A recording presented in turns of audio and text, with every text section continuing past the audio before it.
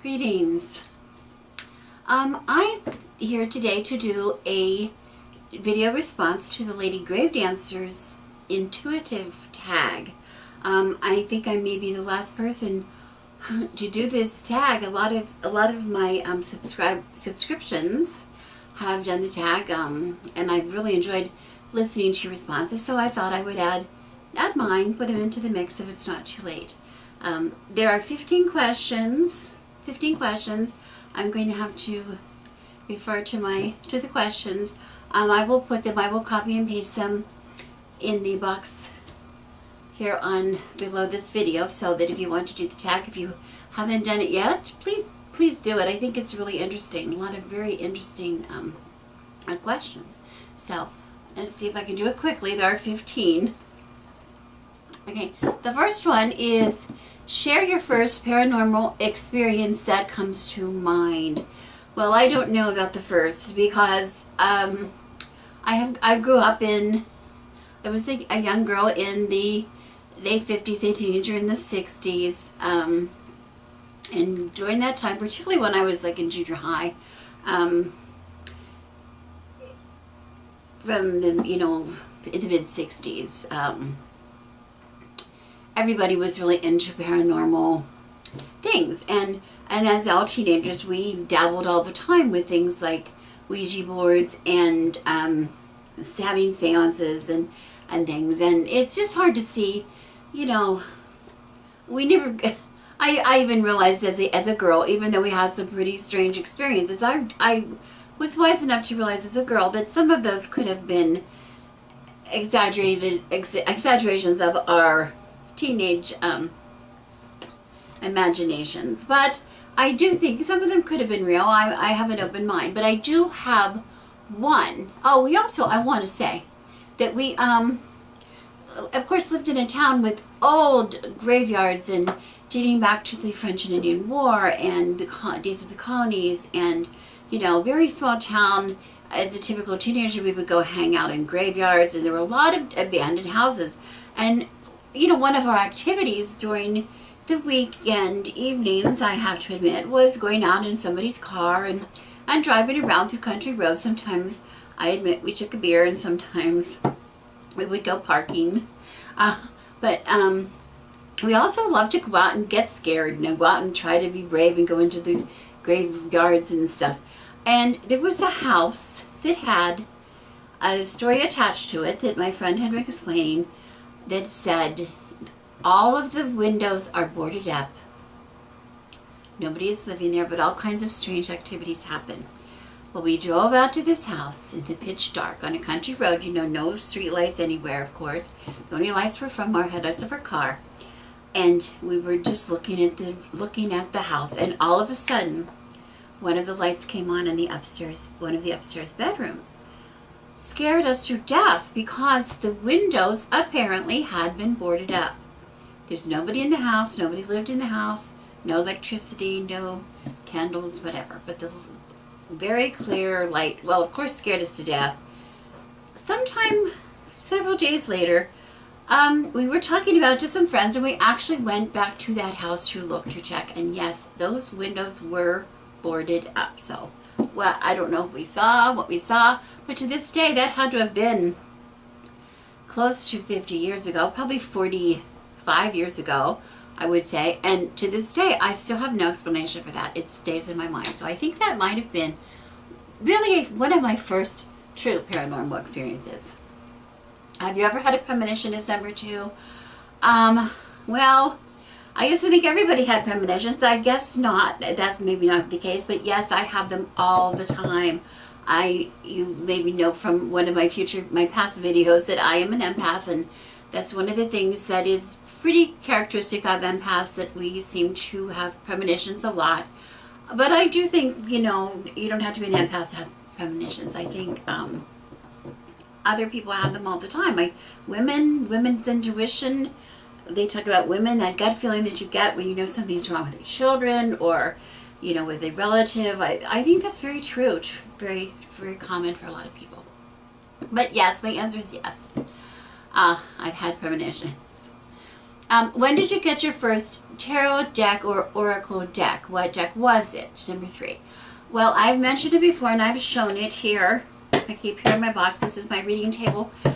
It is a knockoff of a Rider-Waite. I got it in 1972 in Shadyside, Pennsylvania, which is a neighborhood of Pittsburgh, in what we called at the time a head shop. I realize there are still head shops now, but that are mostly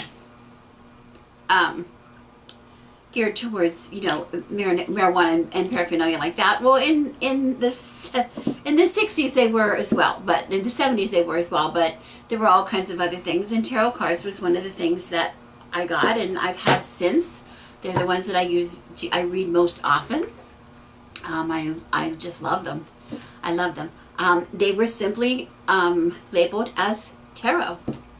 I showed the book, I think, in one of my other videos. But now I know them to be published by a company called Hoi Polloi, who, and I think 1973, was told to cease and desist from publishing. The copyright laws are being enforced, so that was the end of that. But I love the deck. Okay, number 4. What element you connect with the most? Well, I think this depends. It changes. Depending on my life, it changes. I used to think it was always water. I'm what is called a triple Cancer. My sun, my moon, and my ascendant are all in Cancer. And I've always been very attracted to water. I'm always most comfortable being near water. I like to live near water, especially the ocean. But I also can say that at times in my life, I probably was more connected with some of the other elements. There were times when I was very much connected with air. I spent many, many years as a college student, more years than I should have probably. Connecting with fire, of course. I am still today very connected with fire. I use it all the time as a cooking and heat source. And of course also as magical properties of fire are very interesting to me.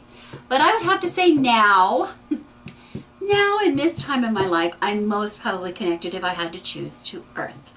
I am a farmer. I'm starting to be a farmer, like an urban farmer. I'm very connected to my garden and to being in the earth and to camping in the earth and being outside and being barefoot and being, sort of going back to my time as spent as a child.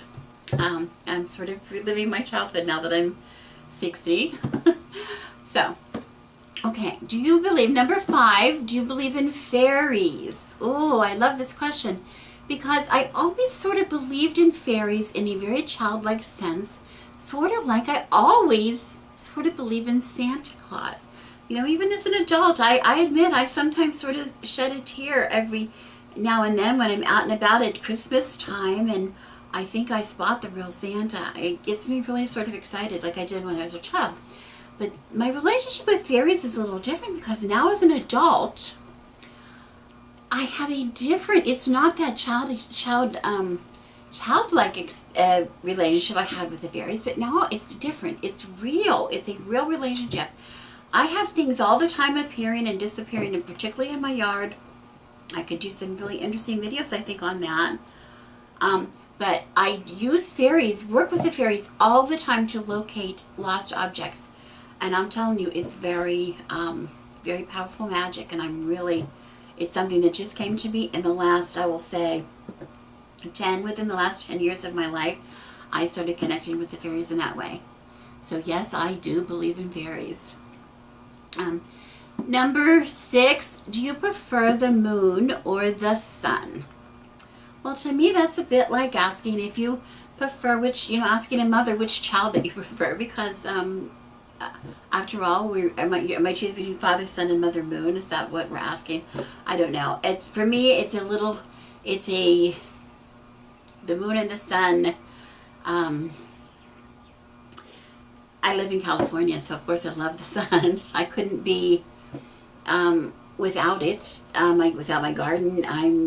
As a matter of fact, I have that condition that I suffer from depression if I don't know what it's called, if I go for more than just a couple of days without the sunlight, I really do get depressed. So I will say that The sun is what gives me life. It gives me health, it gives me energy, it gives me my vitality.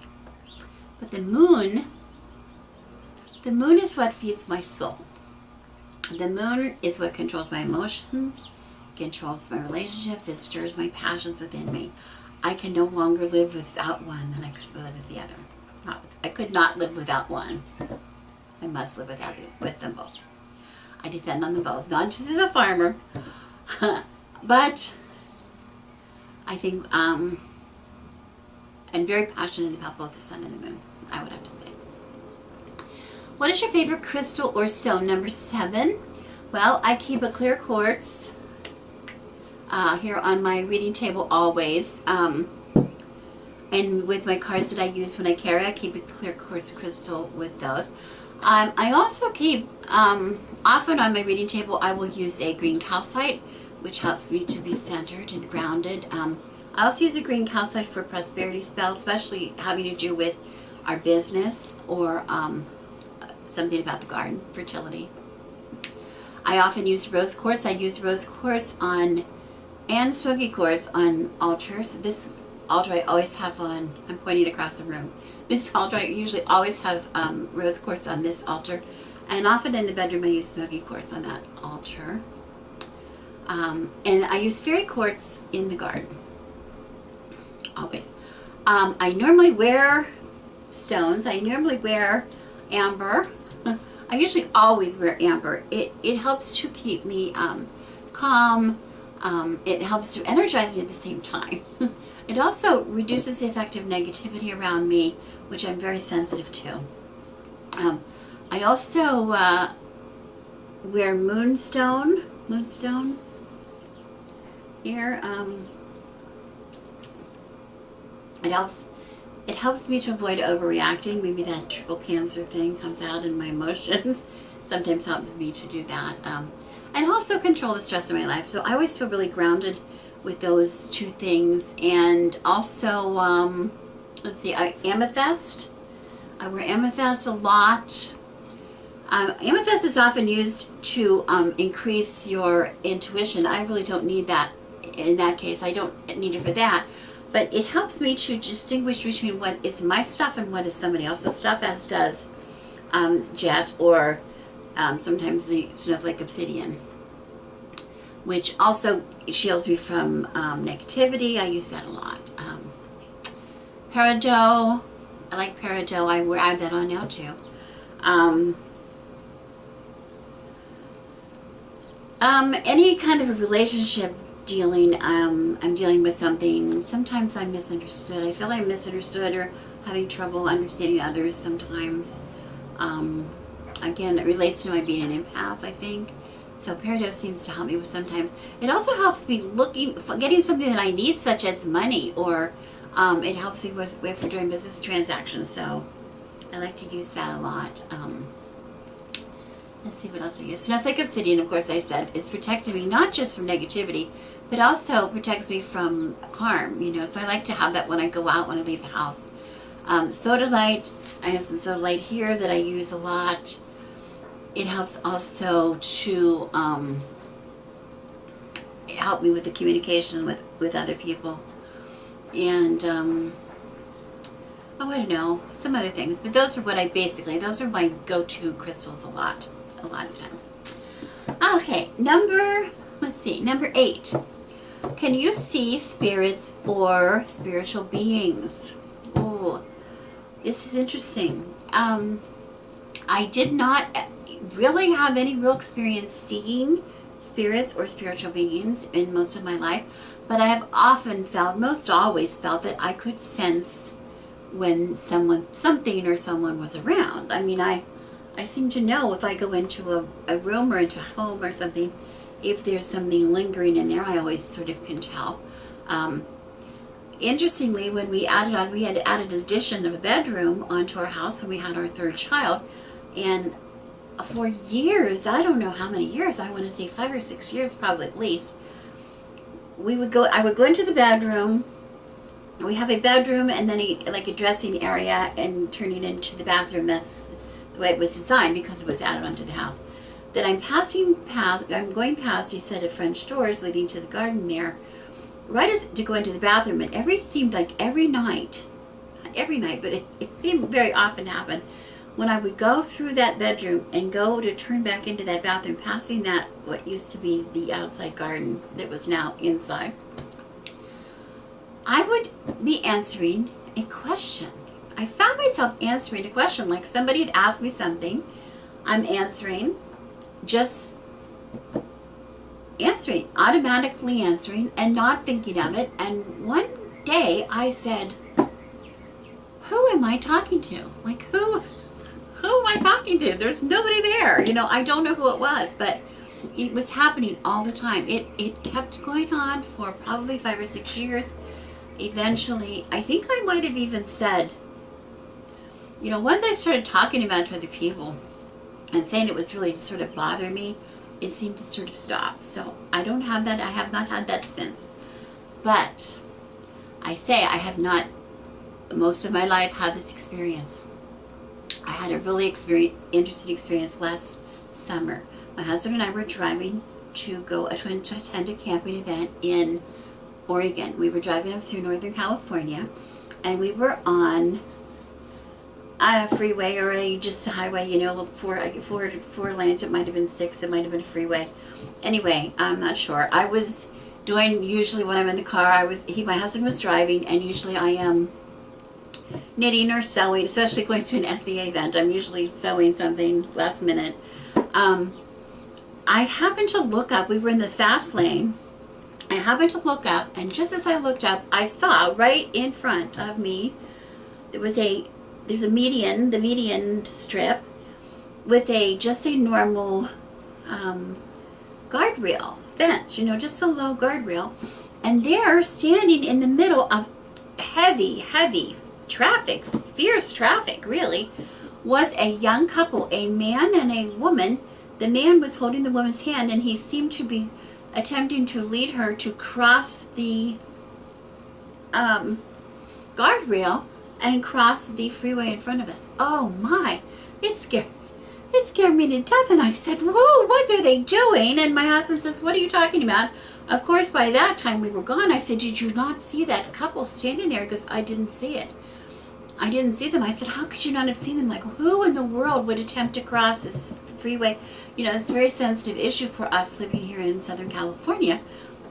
There's a checkpoint down in San Clemente, just south of us a few miles, where they used to have terrific accidents there for illegal Mexicans would come in to try to sneak into the country. They would be checking them, and they would be getting out, jumping out of vans and running across the freeway trying to get to the opposite side of the freeway, which is the beach side, to escape the border patrol there. And there were always people getting hit. It was very scary. They say there's just no way you could cross a freeway fast enough. You can't run fast enough to cross the freeway. And here was this couple. They're going to cross the freeway, and I was so unnerved by it just scared me. I'm like, that was so unnerving. Just a mile or so down the road, a horrific accident on the other side of the traffic coming, towards us on that side of the freeway. And I remember my husband says, he doubts if anyone could have survived that. It was bad. And I'm thinking, is that what I saw? Is that who I saw? I have no other explanation. He didn't see it. I saw them, then they were gone, but I saw them as clear as I saw anything. Very interesting. Okay, so number 9. Would you rather be able to fly on a broomstick, breathe underwater, make things grow fast, or control fire? Well, I'm a big Harry Potter fan, I know we've seen them flying around playing Quidditch and flying around the brooms, and I think, as fun as that might sound, and I'm sort of really attracted to that, because I think what a kick it would be to ride a broom. I'm a little afraid of heights, so if I could just hover, like, the hover cars in science fiction, how they just are, I don't know how many feet off the ground. If I could just hover, and fly around that way at a low altitude. so if something happened to me, it wouldn't be horrible. I would really like that. I think that'd be a kick, you know, that'd be a real kick to do. What is the animal totem that you feel most connected to? I don't really have a specific animal totem. But I do have a very, very active relationship with animals of all kinds, and I'm sort of known for this. Animals coming into my life, usually in a very unusual way, extraordinary way, or the animal itself is an unusual animal, and the experience is usually one that says, how in the world did that whatever blank get here, wherever I am? You know, it's like, we've had all kinds of things coming into our yard. Of course people do, but our yards here are 8-foot perimeter fences all around, gated fences with a big wall in the back of our property with a big fence on top of that. It's not so easy to get into my backyard, but they seem to do it. All kinds of things. I've always had a connection with all kinds of animals. I see really, I think a lot of connection that other people don't see. So I'm not sure. I guess your totem can change. I don't know that I consider them a totem animal or not. I'm not sure. I have been dreaming lately. So a lot of animals appear in my dreams, which is very new to me. That has not happened in the past. And specifically animals that I would never dream about. I can't even imagine why I would dream about them. Like, one was hippos, which was the most fantastic dream. And I am going to have to do a video on that one, because it's on this dreaming, because it was a very fantastic dream. And at a time I really needed to dream that, I think. And also a turkey, which even may be more fantastic. But no reason before that I would ever think I would dream about a hippo or a turkey. So if that's what having a totem animal experience is like, then that's something that's new for me. My first animal or totem animal would have to be, I would say, cat. I've always been very attracted to cats, or should I say cats are attracted to me. They always find me. I am sort of like the crazy cat lady of the neighborhood. They always come to me and bring their litters and bring their, injured ones come, and they just always have. But as a child, I wasn't allowed to have cats, and I spent a lot of time with cats. I don't know, there was a very strong connection with me with cats, even though I always considered myself to be like a dog person, like with pets. Cats and I have a special, special relationship to this day. Number 12, tell us about your first spirit guide. I don't really know that I have one in particular. I will say, I have dead people in my dreams all the time, which is a subject of a whole other video. These are not people that are trying to give me any kind of advice or any kind of anything. They're just hanging out in my dreams. And it's really sort of sometimes gets very annoying. It sounds very callous, but it's true. And I'm not sure why they're there, but I will certainly try to do a video on that if anybody might be interested. But I don't think of them really as my spirit guides. I don't know. I would love somebody to tell me. Number 13, do you feel more connected to the stars or the earth? Well, I love to watch the stars. Absolutely love to watch the stars. But I love more to have my feet well planted on the earth.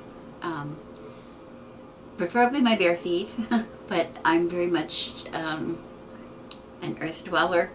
I don't have any interest in traveling through space, or that's even kind of very scary to me as well. Even though I love to see the stars. Number 14, what is your preferred method of blessing or cleansing? I always smudge anything. Whatever I'm going to do, it's always smudged first. And I normally use California white sage because I grow it, so I have a supply of that all the time. I sometimes use the moonlight. That's pretty, as well. That's pretty, it's common. It's not, I don't do it all the time. And then, of course, sometimes I use bells. I like the ringing of bells to clear things a lot. And then, of course, putting things on my altar. Leaving them on my altar for a time. That's after the cleansing. Until what I'm going to use it for. Okay, number 15, finally, number 15. I hope this hasn't been too long. What color do you feel most spiritually connected to? Well, I wear a lot of black. I think that's just because I'm getting old. I think as old people get old, they start to wear black. I don't know. I think of a teacher that we had in second grade that lived in our town, Mrs. Newport, who was she had a black. She wore everything black, clothes constantly. She had a black car. She had a black. Everything was black, and it was like kind of creepy. But now I think that's kind of neat that she wore all that black. I don't think I would go that far because I still really do like color. I love jewel tones, especially greens. But if I were going to say a spiritual connection to a color, it would have to be white. Even though I would never wear white, and I certainly would never paint walls of my house white, no, not at all. I love white spiritually because that is the blank slate, right? Isn't it? It represents peacefulness. It represents openness, a chance to cleanse and purify, and it is a perfect balance of all the other colors in the spectrum. So I guess I would be most spiritually connected to white. Well, this was fun. I think this is really fun. I hope we get more of these tags. Hope I didn't go too long. If you're watching this, consider yourself tagged. I welcome your comments. I'm Rebecca, and I wish you blessings.